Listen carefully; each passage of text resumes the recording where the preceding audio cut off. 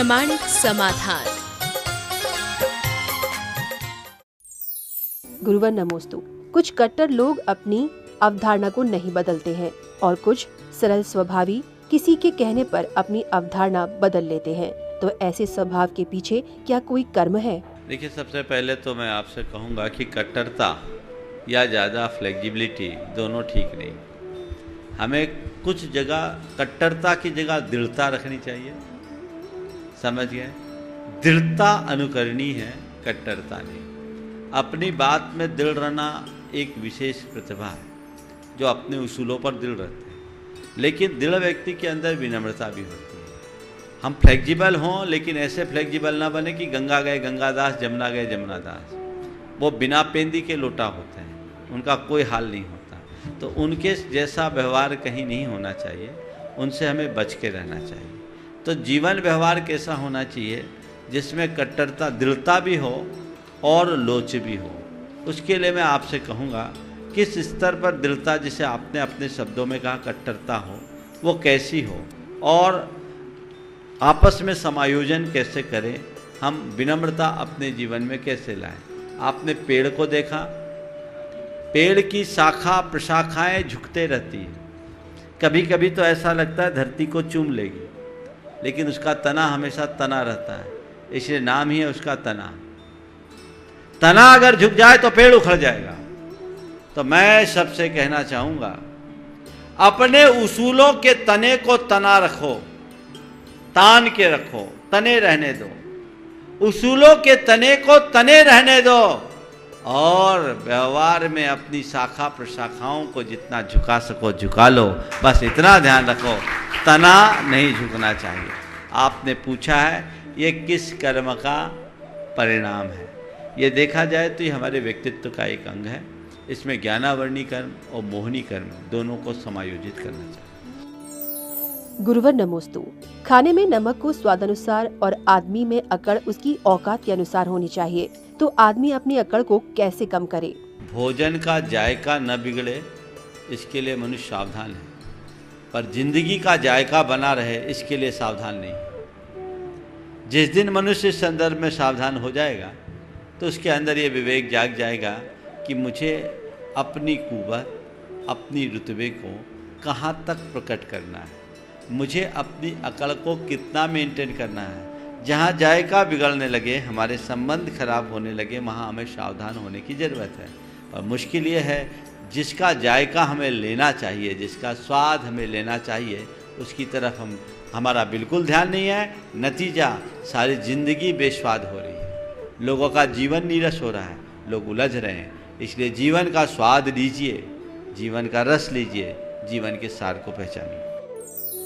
गुरुवर नमोस्तु। दान पाप को पुण्य में परिवर्तित करने का एक श्रेष्ठ साधन है, तो ये कथन कहाँ तक सही है? पाप को पुण्य में परिवर्तित करने का एक श्रेष्ठ साधन है। आपने इसे यूनिवर्सल ट्रूथ से जोड़ा। मैं आपको एक प्रैक्टिकल बताता हूँ। आपके जेब में पैसे हैं? नहीं है, खाली है। किनके जेब में पैसे? आ जाओ सामने, चिंता नहीं करना। हाँ, कोई भी एक जन कोई खड़े हो जाओ, वहीं खड़े होना कैमरे के पास, मुझे नहीं चाहिए। जिनके जेब में पैसे हैं, पैसे निकालो। इस पैसे को क्या बोलते हैं? करेंसी क्या कहलाती है? क्या परिग्रह है कि नहीं? थोड़ा फोकस कर ले भाई, बहुत रखा है ना? परिग्रह है। परिग्रह क्या है? पाप है। परिग्रह पाप है। इसी परिग्रह को अगर आप मंदिर के गुल्लक में डालेंगे तो क्या होगा? क्या होगा? दान क्या है? तो पाप को पुण्य में परिवर्तित करने का मशीन क्या है? समझ में आ गया? गुरुवर नमोस्तु। मौन व्रत का हमारे जीवन में क्या महत्व है और मौन व्रत को हमको कैसे प्रयोग में लाना चाहिए? मौन एक बहुत उत्कृष्ट साधना है। मौन रखने से हमारी प्रवृत्तियां सीमित हो जाती हैं, हमारी सारी प्रवृत्तियां कम हो जाती है। और जब हमारी प्रवृत्तियां सीमित होती है तो हमारा मन, हमारी बुद्धि हमारे नियंत्रण में रहती है। उससे हम अपनी साधना को रचनात्मक दिशा दे सकते हैं, अपनी कार्य क्षमता को बढ़ा सकते हैं। बड़ा आनंद होता है। तो मौन यानी मन भी मौन हो जाए, फिर किसी से कुछ बोलना नहीं, कुछ करना नहीं, अंदर से मौन रखेंगे तो पाप से भी बचेंगे, प्रवृत्तियाँ संयत होगी और आप कुछ अच्छा कर सकते हैं। आपने पूछा कैसे अभ्यास करें, कुछ घंटों का करो, कुछ दिन का करो, धीरे धीरे अभ्यास करके आप बहुत अच्छे से रख सकते हैं। मैं अनुभव करता हूँ सोमवार को मैं सबसे ज़्यादा एक्टिव रहता हूँ। उस दिन मेरे जितने माने चिंतन की धारा है वो सबसे तेज रहती है। क्यों? उस दिन विकल्प ज़्यादा नहीं रहता, आधे विकल्प खत्म हो जाते। हालांकि थोड़े आप लोग आके विकल्प पैदा करवा देते हो, लेकिन इसलिए मैं कहता हूँ मेरे पास सोमवार को आओ ही नहीं तो अच्छा है। तो ये जितना बन सके अपनी प्रवृत्तियों को संयत रखना चाहिए। गुरुवर नमोस्तु। बहिरात्मा जीव जागृत अवस्था में कर्मों की निर्जरा नहीं कर सकता और अंतरात्मा जीव निद्रा अवस्था में भी कर्मों की निर्जरा कर सकता है। तो इन वाक्यों का क्या अभिप्राय है? अभिप्राय का हमारे जीवन में बहुत महत्वपूर्ण स्थान है। हम क्रिया कर रहे हैं ये उतना अर्थपूर्ण नहीं है। क्रिया के पीछे हमारा भाव क्या है, हमारा अभिप्राय क्या है, ये हमारे लिए महत्वपूर्ण है। एक अज्ञानी को अपनी आत्मा की शुद्धि नहीं है, उसे जीवन में कर्म अकर्म का बोध ही नहीं है, तो वो जो कुछ भी कर रहा है वो केवल भोग के लिए कर रहा है। तो किंचित पुण्य बांध लेगा, कर्म काट नहीं सकेगा। और एक ज्ञानी जीव है जिसे हम अंतरात्मा कह रहे हैं, वो अपनी आत्मा को पहचान लिया और आत्मा की शुद्धि के लिए लगा है। ठीक है, परिस्थितियों वश कुछ नहीं कर पा रहा है, वो उसकी व्यवस्था है, अंतर्मन उसको कोसता है, तो इसलिए वो अपने कर्म की निर्जरा कर रहा है। समझ गए? तो ये दोनों में अंतर है। जो आत्महित की बुद्धि के साथ क्रिया करते हैं वो निर्जरा करते हैं, और जो आत्मा अनात्मा के ज्ञान से शून्य होकर करते हैं वे केवल पुण्य का बंध करते हैं। गुरुवर नमोस्तु। आज का युवा पाश्चात्य सभ्यता और सोशल मीडिया को अपनाकर आधुनिक मान रहा है, तो आज के युवाओं को राष्ट्र और धर्म के प्रति कैसे जोड़ें? देखिए, अध्यानुकरण है और मीडिया का भी इसमें बहुत बड़ा रोल है। आज मीडिया इन्हीं तरह की बातों को लगा रही है, आगे बढ़ा रही है, और हमारा यूथ इस बात को बिना कुछ विचार किए, इसके औचित्य का विचार किए इनका अंधानुकरण कर रहा है, जो सोच नहीं। तुमने पूछा इससे हम कैसे बचें? इसका एक ही उपाय है, हम युवाओं के मध्य, उनके मन मस्तिष्क में भारत और भारतीय संस्कृति के गौरव का बोध कराएं, उनके हृदय में सांस्कृतिक निष्ठा जगाएं कि आखिर हमारी मौलिक पहचान क्या है, हम क्या हैं, हम कुछ भी कर रहे हैं उसके पीछे कारण क्या है। आजकल देखो कैसा अंधानुकरण है, फटे जीन्स पहन रहे हैं, ये तो फटीचरों का कपड़ा है। लो वेस्ट जीन्स है, वो लंपटों का कपड़ा है। लंपट लोग कहते थे, ये क्यों? ये अंधानुकरण है जिसके औचित्य का विचार किए बिना लोग इन सब चीज़ों को कर रहे हैं। इसका मतलब है कि युवा फैशन के अंधानुकरण में है, उसे अच्छे बुरे का कोई विवेक नहीं है। यदि उन्हें ठीक तरीके से समझाया जाए तो उनसे विमुख होते हैं। बहुत सारे युवाओं के टी शर्ट में देखता हूँ तो लंदन लिखा रहता है, मैनचेस्टर लिखा रहता है, यूएस लिखा रहता है। अरे तुम भारत के वासी हो, उसका विज्ञापन क्यों कर रहे हो? जब एक दो बार मैंने युवकों का ध्यान इस तरफ आकृष्ट कराया तो उन्हें लगा कि महाराज बात पते की है, पर अभी तक किसी ने हमें बोला ही नहीं। क्या लिखा है? कैलिफोर्निया। हाँ, देखिए ये चीज़ें किसी ने ध्यान हमारा आकृष्ट कराया ही नहीं। तो उनकी गलती नहीं है, पर उनकी सोच ऐसी बन गई है। हम भारत में रहते हुए भी अपने अंदर इतनी इन्फीरिटी का अनुभव करते हैं कि हम उनका अनुकरण करके गौरवान्वित होते। ये ठीक नहीं। जवाहरलाल नेहरू कहा करते थे कि तुम किसी अंग्रेज से मिलो तो भारतीय परिधान पहन करके जाओ, उसके सामने सूट बूट पहन करके जाओगे तो वो तुमसे अच्छा पहन लेगा, लेकिन उसके सामने चूड़ीदार पैजामा और कुर्ता या धोती कुर्ता और पगड़ी पहन के जाओगे तो 3 काल में तुम्हारी बराबरी नहीं कर पाएगा, तुम्हारी अलग पहचान होगी। तो पहचान होनी चाहिए और उसका गौरवान्वित, उसके लिए गौरवान्वित भी होना चाहिए। नेहरू जी के प्रसंग में एक बात मुझे याद आ गई कि नेहरू जी धोती पहने थे, उनकी कांच पीछे से थोड़ी सी खुल सी गई थी। एक अंग्रेज मित्र से बात कर रहे थे, उसको थोड़ी मजाक सी सूझी, उनने उनकी कांच पकड़ी और पूछा what is this, what is this. Nehru ji पलट कर उसकी टाई पकड़े, पूछे व्हाट इज दिस। जैसे उसकी टाई पकड़ के पूछे व्हाट इज दिस, उसने कहा this is my neck tie, तो नेहरू जी ने कहा this is my back tie. समझ गए? ये अनुकरण होना चाहिए। गुरुवर नमोस्तु। अभिषेक करने के बाद शेष बचे प्रासुक जल को कुछ विद्वान गर्भवती महिला और रोगी व्यक्तियों को पीने को बोलते हैं। तो ऐसा करना क्या उचित है? शांति धारा का बचा हुआ जल पिलाने का उचित, ये मेरी दृष्टि में कतई उचित नहीं है। ऐसा नहीं होना चाहिए। मंदिर के जल को, जो भगवान की पूजा अभिषेक के लिए संकल्पित जल है, उसको पीना एक प्रकार से निर्माल्य का सेवन है, ये उचित नहीं। अगर पीना है तो अलग से जल लाओ, उसको मंत्रित कर लो और कर लो। जल के सामने शांति धारा के मंत्र बोल लो और कर लो। गुरुवर नमोस्तु।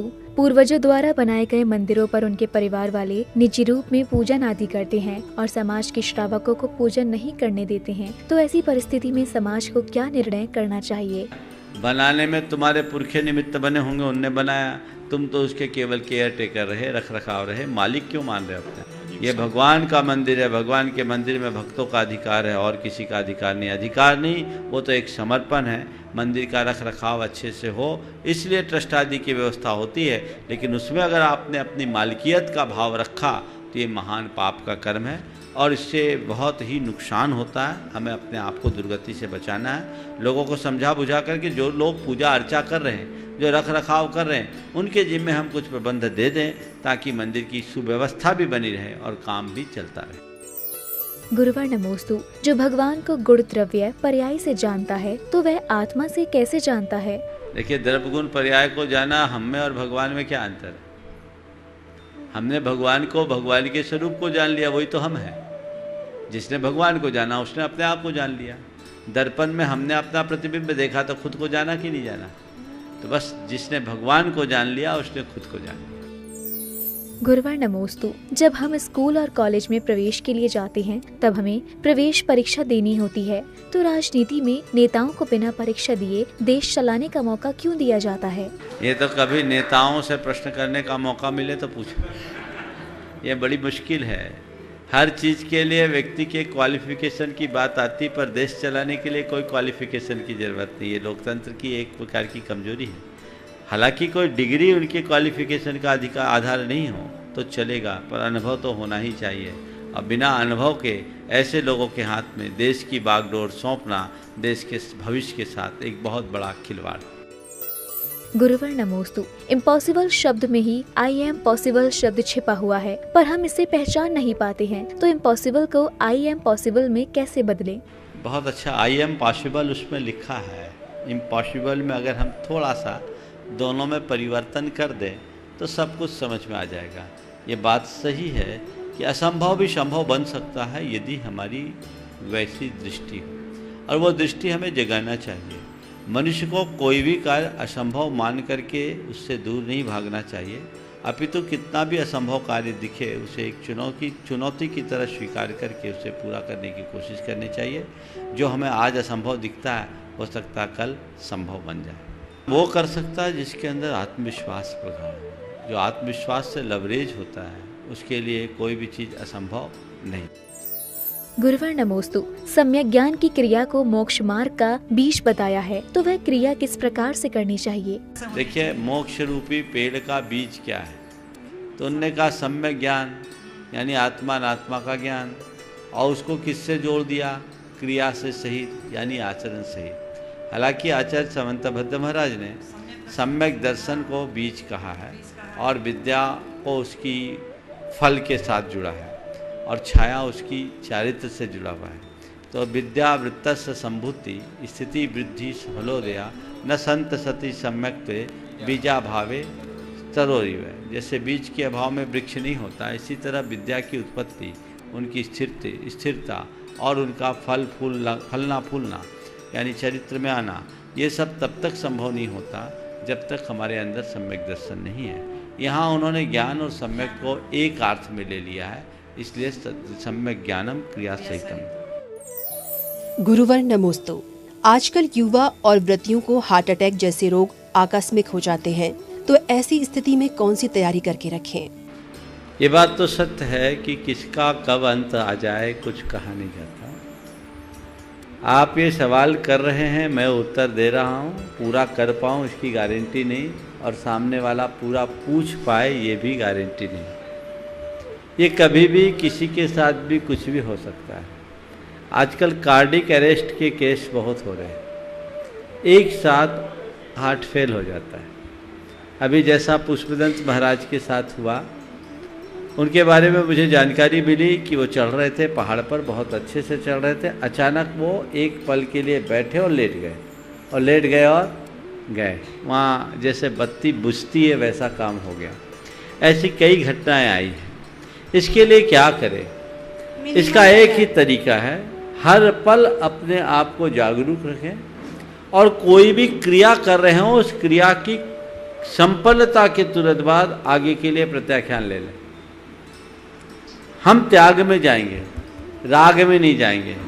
मैंने भोजन कर लिया, सुबह का भोजन किया, अब शाम तक भोजन नहीं करना है, तो हमारा सुबह का भोजन पूर्ण होते ही शाम तक के भोजन के लिए त्याग।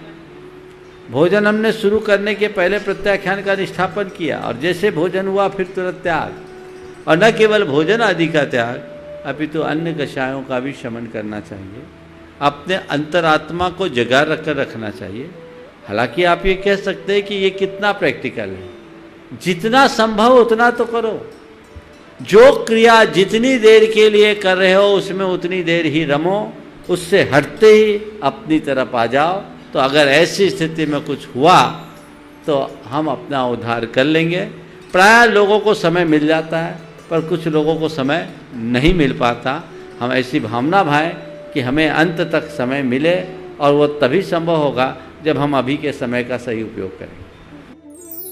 गुरुवर नमोस्तु कहते हैं परिवर्तन प्रकृति का नियम है।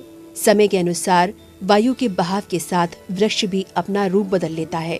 तो क्या समय के अनुसार जैन धर्म को बदल सकते हैं? परिवर्तन ये किया कि पहले गर्मी में जेठ की तपती दोपहरी में पर्वत की शिला तल पर तपस्या करते थे, आज कमरे के भीतर। ये परिवर्तन है ना। पहले के श्रावक बड़े कट्टर होते थे, रात में पानी भी नहीं पीते थे। आज ये है कि सब कुछ चलने लगा है। ये बड़ा परिवर्तन हुआ। देखिए, परिवर्तन स्वीकार है लेकिन उसी सीमा में जिसमें हमारी मौलिकता सुरक्षित रहे। अगर परिवर्तन के इस बहाव में हमने अपनी मौलिकता को खो दिया तो मामला गड़बड़ हो जाएगा। पेड़ के पत्ते झड़े, नए पत्ते आए, ये एक प्रकृति का परिवर्तन है जो उस पेड़ के परिष्कार का आधार है, विस्तार का आधार है। लेकिन पेड़ की जड़ उखड़ जाना ये कतई उचित नहीं है। ऐसा परिवर्तन हमें इष्ट नहीं होना चाहिए। हम मूल को सुरक्षित रखते हुए देश काल के अनुरूप अपना आचरण व्यवहार करें तो उसमें कोई हानि नहीं। लेकिन यदि हम परिवर्तन के नाम पर मूल को ही भुला दें, जो हमारी मूलभूत अवधारणा को ही नष्ट कर दे, तो उचित नहीं। गुरुवर नमोस्तु षट आवश्यकों का पालन करने वाला सच्चा श्रावक कहलाता है। तो हम बच्चे इनका पालन नहीं करते, तो क्या हम सच्चे श्रावक नहीं हैं? पालन नहीं कर सकते, पालन करने की भावना तो रख सकते हैं। ठीक है, देव पूजा गुरु पूजा नहीं कर सकते तो देव और गुरु को याद तो कर सकते हैं। मंदिर जाके दर्शन करके भगवान को पुण्य तो चढ़ा सकते हैं। देव शास्त्र गुरु को अर्घ्य तो चढ़ा सकते हैं। एक किनारे बैठ के गुरु को याद करके उनको प्रणाम तो कर सकते हैं। देव पूजा हो गया, गुरु पूजा हो गया, हो गई ना। दो थोड़ा सा हमने अगर धर्म की दो बातें सुन ली या पढ़ ली तो स्वाध्याय भी हो गया। और अपनी भूमिका के अनुरूप पाप के कार्यों को हमने थोड़ा छोड़ दिया तो संयम भी हो गया, है ना। थोड़ा थोड़ा समय समय पर बीच बीच में कोई त्याग ले लिया तो तुम्हारी तपस्या भी हो गई। और अपनी पॉकेट मनी का एक हिस्सा भगवान के मंदिर के गुल्लक में या दीन दुखियों के लिए लगा दो तो तुम्हारा दान भी हो गया। क्यों नहीं हो सकता? सब हो। गुरुवर नमोस्तु स्कूल वजह से हम बच्चे मान स्तंभ के दर्शन कर लेते हैं, तो क्या हमें ऐसा करने में मंदिर जाने का पुण्य मिलेगा? देखो, मान स्तंभ करने के दर्शन करने से लाभ तो मिलता है, पर अंदर जाके करने से ज़्यादा लाभ मिलता है। जब अंदर करते तो हमको डबल लाभ मिलता है। भगवान के भी दर्शन होते हैं और मान स्तंभ के भी दर्शन करते हैं। और बाहर से करेंगे तो सिंगल लाभ मिलेगा, और वो भी दूर दूर खड़े खड़े करेंगे, उतने भाव से नहीं करेंगे। इसलिए कोशिश करना चाहिए कि हम अंदर जाके दर्शन करें। अपनी रूटीन को ठीक करना चाहिए और नहीं करने की अपेक्षा मान स्तंभ के दर्शन करना ठीक है।